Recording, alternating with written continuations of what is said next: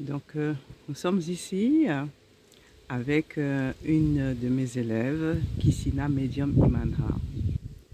Donc, pour cette interview, donc la première question que je vais te poser, chère Kissina, c'est pourquoi est-ce que tu veux avoir le visage caché pour parler de, enfin, l'ancienne école de magie kamite et maintenant l'Institut des sciences kamites.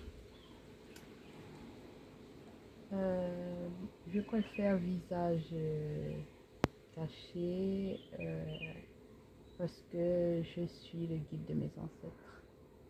D'accord. Mes ancêtres me guident tous les jours. Il faut faire très attention à certaines choses. Donc, tant qu'on... parce qu'avec une nage, on peut tout faire. C'est pour ça aussi, je préfère rester visage caché. Et puis, après, c'est la voix, les vibrations qu'on envoie. Pour moi, c'est très important. Voilà, donc vous êtes avec Kissina Odina Dobosaka à l'Institut des sciences kamites. Je suis éveilleuse de conscience et spécialiste en justement renaissance africaine. Et donc nous avons réalisé la thérapie Nubi Nubizina et Kissina Medium Imanha, ici présent, et celle qui a réalisé ces trois thérapies. Donc on a terminé hier le volet 3 et on veut avoir ces impressions justement pour que les autres personnes puissent savoir en quoi ça consiste. Vous voyez mes postes, mais le poste c'est froid. Donc pour toi, c'est quoi la thérapie Nubi Nubizina? Pour moi, la thérapie Nubi-Nubizina, c'est quand on fait cette thérapie, on a un nettoyage en profondeur. Plus qu'on fait la thérapie, plus qu'on nettoie en profondeur, ça nettoie. Et puis les connexions, ça change. On a un changement dans notre vie, il y a des changements. À un moment donné, il y a des changements instantanés. Vous faites la thérapie pendant 3 jours et après la semaine qui suit ou même le lendemain, il y a des changements. Après, ça dépend des personnes. Mais il y a des changements pendant toutes ces thérapies. Plus qu'on fait la thérapie, plus qu'on monte en fréquence.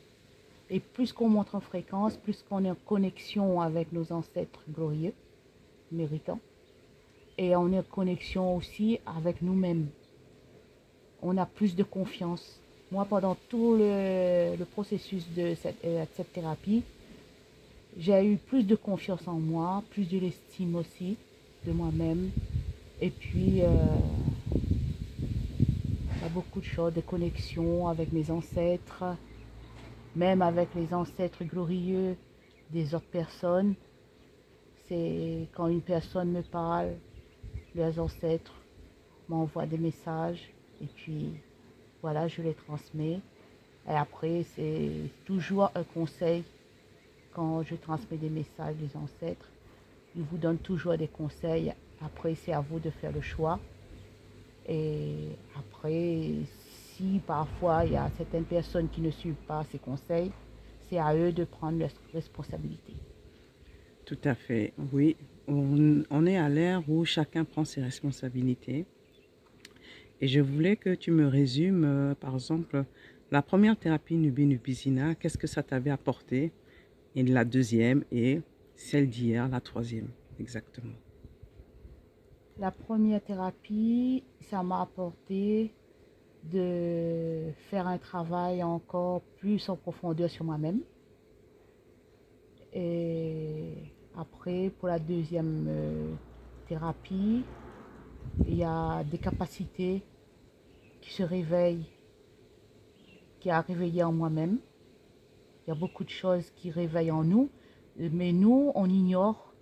Et c'est grâce à cette thérapie, là, on apprend à se connaître nous-mêmes et à être en connexion avec notre âme. Et la troisième thérapie, ce qu'on a fait, Oui, la thérapie de troisième volet, Ça, c'est le top des tops. Toutes les thérapies sont très puissantes et cette thérapie, c'est du top et du top. Donc, même si on propose la thérapie à tel prix, à ce moment-là, on ne regarde pas le prix. Parce que ce qu'on reçoit en nous-mêmes, ce qu'on peut faire après pour les autres, ben, c'est au-delà. C'est au-delà. Il n'y a pas de prix ce qu'on reçoit, les résultats qu'on apporte. Et on apporte beaucoup de sagesse. On est plus à l'écoute des gens, surtout à l'écoute. Et puis, on sait quoi faire à un certain moment. Et on est bien guidé avec nos guides tous les jours, à n'importe quel endroit. Nos ancêtres nous guident, nous conseillent, nous envoient des messages. Et après, il faut nous-mêmes, il faut qu'on fasse un travail chez nous-mêmes. Il faut beaucoup travailler, persévérer et croire. Il faut qu'on croie en nous aussi. Et à ce que Kissina ou Dina de Bousseke nous donne, nous enseigne, nous donne comme connaissance. Donc, comme on dit toujours, la connaissance est infinie. Donc, même si je suis nominée Kissina, je travaille toujours. Il y a ces vidéos qu'il faut visionner et faire des exercices. Moi, j'ai progressé aussi par rapport à ça en faisant les exercices de ces vidéos. Donc, on reçoit des choses, on ressent aussi. Il y a un changement total. Et puis, on ne voit plus la vie de la même manière quand on fait cette thérapie et puis ces enseignements. Après, on nous donne des choses à faire. Donc, et après, dans tout, dans la spiritualité, il faut la discipline. Oui. La discipline est un point fort quand on avance dans la spiritualité, quand on est dans un enseignement. Et c'est juste un conseil que j'ai à dire. Il ne faut pas mélanger beaucoup d'énergie. Quand vous êtes dans cette école, vous respectez cette école, cette énergie et à Kissina Udina Duposeke qui nous donne la connaissance qu'elle a. Donc, si moi je suis toujours avec Udina, Kissina Udina Duposeke, avec une seule énergie, donc au moment où il y a quelque chose qui ne va pas, je sais qu'est-ce que je dois faire par rapport, je suis dans cette énergie-là. Il n'y a pas d'autre énergie que je manipule pour dire que je ne sais pas qu'est-ce qui m'arrive. Si quand on est dans une seule énergie, on sait vraiment quoi faire quand il y a un petit problème en nous-mêmes. C'est vrai ce que tu dis et je vais reprendre là, c'est que nous assistons à un phénomène que j'appelle le tourisme spirituel parce que des personnes essayent tout et n'importe quoi et lorsqu'il y a un problème, nous sommes sollicités pour régler un problème qui n'est pas le nôtre.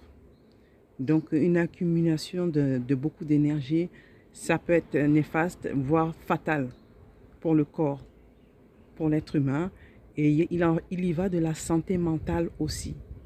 Donc je le répète à mes élèves.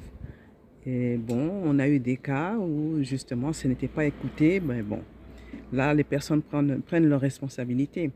Et je voulais qu'on revienne aussi sur une divinité qui nous est tous apparue. Donc c'est une divinité qui nous a beaucoup fâchés parce que beaucoup parmi nous ont peur de cette divinité et pourtant c'est une divinité qui nous rend forts. Est-ce que tu peux nous parler de cette divinité? C'était cette divinité, je peux dire le nom. Oui, oui. Cette divinité, Rua Satana. Cette divinité est très puissante. Il est très puissant. Je l'ai fait. Je précise, c'est la divinité du serpent. Certains vont penser que c'est... moi, j'ai compris Santana. Ils vont dire Satan. Non, c'est La divinité du serpent. Voilà. La divinité du serpent, il est très puissant. Au moment de la thérapie, j'ai même reçu un message de cette divinité. Et puis le lendemain, à un certain moment, de au moins une demi-heure, j'ai eu le corps très chaud, que ce soit intérieur ou autour de moi, c'était très chaud. Donc là, j'ai reconnu que il est là. Cette Oui, divinité est près de moi. oui. Voilà. Parce que justement, de par les religions dites éclairées, le serpent est vraiment diabolisé. Beaucoup parmi nous ont peur du serpent. Euh, j'ai une petite anecdote. Là où j'ai grandi, il y avait une pharmacie avec le symbole du serpent à la porte. Il y avait beaucoup d'Africains qui n'allaient pas à cette pharmacie parce qu'ils n'osaient pas toucher la poignée parce que c'était le serpent. Et lorsque ce pharmacien a changé la poignée, il a mis une poignée blanche là qu'on peut tirer et les gens sont venus et ils ont dit monsieur, heureusement que vous avez changé, on avait peur de mettre la main sur ce serpent. J'ai dit oh là là, quelle méconnaissance.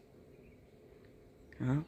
Cette divinité du serpent, c'est notre force. En Haïti, ils ont utilisé cette divinité jusqu'à ce jour présent. Haïti est toujours debout.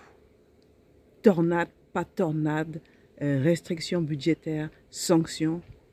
La grande terre d'Haïti, ce grand peuple, est toujours debout.